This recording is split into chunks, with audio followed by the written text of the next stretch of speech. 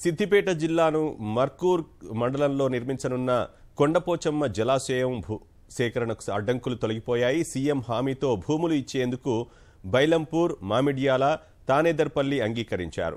Gajwel RDO కార్యాలయంలో ఈ మేరకు ఒప్పందం చేసుకున్నారు. 3 గ్రామాల్లో 2900 ఎకరాలను పట్టా భూములను జీవో నెంబర్ 120 ప్రకారం రైతుల నుంచి తీసుకుంటున్నారు. ఇటీవల ముఖ్యమంత్రి కేసీఆర్ భూ నిర్వాసితులతో మాట్లాడి తన వ్యవసాయ క్షేత్ర సమావేశమై జలాశయ నిర్మాణానికి సహకరించాలని కోరారు.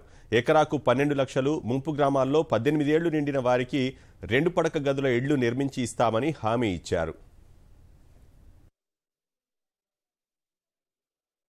ఇల్లు కట్టిస్తురో వంటి మామిడి దగ్గర కానీ మొలుగుల కానీ అక్కడనే వాళ్ళకు ఒక పక్కకు ఒక 200 ఎకరాలు తీసుకొని కమ్యూనిటీ సెంటర్ లాగా డెవలప్ చేసి ఆ 200 ఎకరాలలో గడ్డి ఉత్పత్తి చేసి అక్కడ ఇచ్చిన బర్రెలు వాళ్ళందరూ చదువుకునే విధంగా కూడా వాళ్ళకి ఆ గ్రామంలో ప్రతి ఒక్క వసతులు కల్పిస్తాని ఆ గ్రామాలను 2 కూడా అంటే ఈ 3 గ్రామాలు కలిసి ఒక జాగలో పెట్టి ఆ గ్రామాన్ని మొత్తం దత్తత తీసుకొని వాళ్ళకి ఏ అవసరం ఉన్నా అవసరాలన్నీ తీర్చే విధంగా ఆయన ప్రయత్నం చేస్తుడు.